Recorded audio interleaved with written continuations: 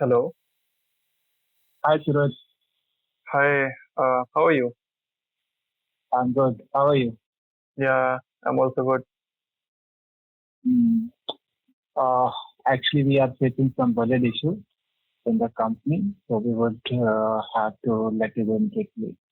I- Immediately? Yes. No, I mean, you'll at least let me serve 2 months notice period, right? Uh, no, Suraj, I'm really sorry. Prashant called me and said that he won't be able to manage for 2 months. It has to be done immediately. Um, I'm really, really sorry. No, Ashish, I'm not really ready for it right now. I have no backup or something. I can't just. Are you Are you sure you can't do anything here? Uh, See, I can talk to him again about it. We can maybe give you 20 to 30 days more. Would that be fine with you? 20 to 30 days. Yes. No, I. Okay, I'll decide and call you back. Okay, Suraj. Thank you. Yeah, thank you. Yes, this is what happened 3 4 days before Holi in March. Now, before we get into it, let me first tell you what this video is all about. This video is not going to be filled with a lot of jokes. And in this video, I'm going to share a recent experience of my life. But even before that, let's set up the character this story is about. And just a quick disclaimer, this video is more about my career than myself. मैं 17 का था तब से मैं कमा रहा हूँ. मेरी first salary as a teacher 1000 rupees थी और 4.5 साल पढ़ाने के बाद जब मैंने टीचिंग छोड़ी तो मेरी सैलरी 4500 रुपये हो चुकी थी. फिर मैंने एज अ सॉफ्टवेयर इंजीनियर अपना करियर स्टार्ट किया जिसके लिए मेरा बैकग्राउंड आईटी का नहीं था. मैंने बीएससी कर रखा था और कंप्यूटर साइंस जो था मैंने जैसे तैसे करके सीखा था. मैंने कोर्स किया था वेल और उसके बाद भी काफ़ी कुछ मैंने खुद से स्टडी कर करके सीख लिया था. Then I started my first job as a software engineer और मेरी फर्स्ट सैलरी 10,000 रुपये थी. इसके 6 महीने बाद वो बढ़कर 15,000 हो गई और उसके 1 साल बाद जाकर वो 18,500 हो गई. अभी मेरी इस कंपनी से मैंने जितना सीखना था सीख लिया था तो मैंने कंपनी स्विच कर दी और इस कंपनी में मेरी सैलरी 30,000 रुपये हो गई. अभी मेरी लाइफ का ये चैप्टर मैंने काफ़ी शॉर्ट में बता दिया बट अगर डिटेल में जाऊँगा तो फिर काफ़ी डार्क मोमेंट्स निकल के आएंगे तो let's not go there. But just to tell you in short, well, there were a lot of hurdles that I tackled to get where I am right now. So मुझे अभी भी याद है कि जब मेरी सैलरी बहुत कम थी, मैं बहुत कम कमा रहा था तो मुझे कैसे सेल्फ डाउट होता रहता था कि यार क्या ऐसा तो नहीं है कि भाई इसी के लायक हूँ मैं. क्या पता मैं जो ऊंची ऊंची सैलरी कमाते हैं लोग उनके बराबर का नहीं हूँ. बट जब जब मैंने ये 30,000 सैलरी वाली जॉब क्रैक कर ली थी तो भाई मैं तो मेरे लिए थोड़ा it was like a dream come true. Okay मुझे कहता तो भाई ये तो क्या ही अचीव कर लिया मैंने. Well okay, so let's move forward from that. And this is why I possess this pride over my character. And at times, that pride spills over the egoistic part of my character. और इसी वजह से मैं अपने दोस्तों को ये बताता रहता था कि मेरे सारे सीनियर्स मेरे काम को बहुत अप्रिशिएट करते हैं. मेरा बॉस मेरे काम को बहुत अप्रिशिएट करता है. कुछ सालों में ये कंपनी मेरे नाम हो जाएगी और जब मेरी यही जॉब चली गई तो मेरा कॉन्फिडेंस काफ़ी हद तक हिल गया. इतना तो बढ़िया काम करता था मेरे को क्या जॉब से निकाल दिया.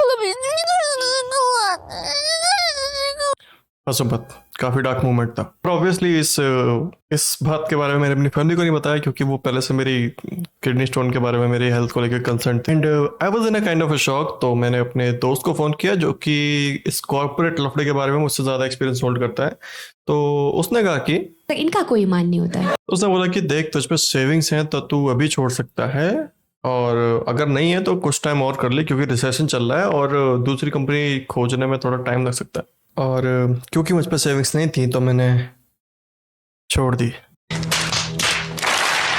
अरे मेरे ईगो हर्ट कर दिया था भाई. मुझे कैसे निकाल लो तो मुझे जस्ट किडिंग गाइस। एक्चुअली मैंने उस टाइम पे कंपनी इसलिए छोड़ दी क्योंकि मुझे भरोसा नहीं था कि ये अभी और सैलरी दे पाएंगे, तो मैंने कहा कि जितना टाइम मैं इस पे कर रहा हूँ फालतू में, मैं छोड़ के और प्रिपरेशन कर लेता हूँ अगली कंपनी के इंटरव्यू के लिए। और मुझे खुद पे इतना भरोसा तो था कि मैं 1 डेढ़ महीने में नई कंपनी ढूंढ दूंगा। और अब क्योंकि जॉब हंटिंग शुरू कर दी थी तो मैंने प्रिपरेशन शुरू कर दिया। सबसे पहले तो मैं जो फुल स्टैक का अपना प्रोजेक्ट, पर्सनल प्रोजेक्ट काफ़ी टाइम से अधूरा छोड़ रखा था, उसको फटाफट कंप्लीट करने में लग गया। तो मैं उसको बना रहा हूँ, होली खेल रहा हूँ।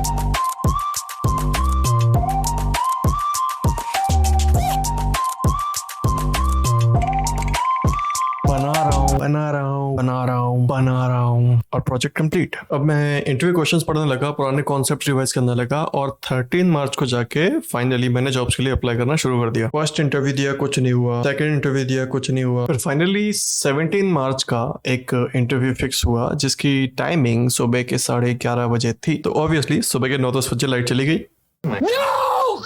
अब इसके बारे में कुछ नहीं किया जा सकता था, तो मैंने सोचा कि अगर 11 बजे तक लाइट नहीं आती है तो मैं अपने दोस्त के घर चला जाऊंगा। उसके घर इन्वर्टर है, वहीं पे इंटरव्यू दे दूंगा। उसका घर 15 मिनट्स दूर है मेरे घर से। थैंकफुली लाइट 11 बजे तक आ गई और मैंने अपने लैपटॉप को चार्जिंग पे लगा दिया। फिर 11:20 पर लाइट फिर से चली गई।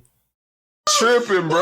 You tripping. तो मैं दोस्त के घर पे नहीं जा सकता था। लैपटॉप में 1 घंटे की बैटरी बची थी, तो मैंने इंटरव्यू देना शुरू किया और इंटरव्यू बहुत बढ़िया जा रहा था और 1 घंटे के बाद भी चला ही जा रहा था। तो मैंने इंटरव्यूअर को बोल दिया कि लाइट नहीं है और बैटरी नहीं है और किस्मत नहीं है, तो क्या मैं इंटरव्यू रिशेड्यूल कर सकता हूँ? तो उन्होंने बोला ठीक है, आज फ्राइडे है और सैटरडे संडे की छुट्टी होगी, तो मंडे को तुम्हारा इंटरव्यू रिशेड्यूल कर सकते हैं। और क्योंकि मुझे लाइट वाला इश्यू फिर से फेस नहीं करना था, तो मैंने ऑब्वियसली दिल्ली का टिकट करा लिया। 19 मार्च संडे को मैं दिल्ली पहुंच गया और 20 मार्च मंडे को मैंने बाकी का इंटरव्यू दिया, जो कि ऑब्वियसली बहुत मस्त गया। क्योंकि ये इंटरव्यू अच्छा गया था तो मैंने अपने दोस्त को फ़ोन किया और उसको बोला कि भाई सिलेक्शन के चांसेस बहुत हैं इस कंपनी में, कंपनी भी बहुत अच्छी है। तो पिछली कंपनी में मेरा CTC 3.6 था, तो इस कंपनी में मैं कितना मांगूँ? तो उसने बोला कि 5.5 मांग लियो और 5 भी मिले तो ले लियो। तो उसके बाद कंपनी से फोन आया और उन्होंने बोला कि Surajkant, congratulations, you been selected for the second round of the interview. अब वो राउंड भी बढ़िया गया, तो उसके बाद भी मैं वेट कर रहा था, भाई कॉल है। वहां से कॉल आया, तो इस बार उन्होंने बोला कि congratulations Surajkant, you have been selected for the HR round of the interview. And I must say HR round is the kind of round that I hate the most. Hi Suraj, how are you doing? Yeah, I'm doing fine, sir. You want to ask me? What? Oh yeah, of course. How are you doing, sir? Oh, I am doing fine. Now let's start the interview. Tell me about yourself. But sir, you have like already asked me that question in the first round of the interview. You think I give a damn? Tell me about yourself. Yeah. Hi. My name is SurajKant Singh, and I have 2.5 years of experience as a front-end web developer.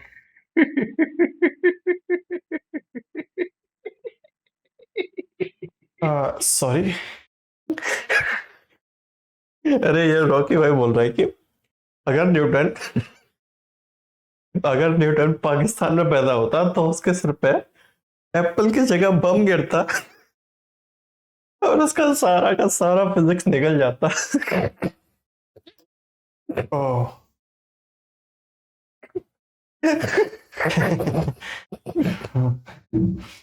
A few moments later. So you are still trying for the other companies, right? Yes. Now let's say this: if you get the offer from some other company, so will you choose that company or our company? Well, I'll just compare the reviews and statistics over the internet of the company and then choose the one that is better. And if you happen to choose that company, wouldn't it be just useless for us to give you the offer letter? I mean, it is just the same thing that you guys do with the candidates, right? So I think it is fair. No, please join our company. What? Join a company, man. Join a company, man, please. I'm tired of taking interviews of the candidates who don't show up at the joining date. Instead, they joined some other company who offered them a higher package than we did. I hate it, man. I hate it. Please. All right. I'll join your company. You swear? Yeah. I swear. Pinky promise. What? Pinky promise? All right. Yeah. Pinky promise. Of course. All right.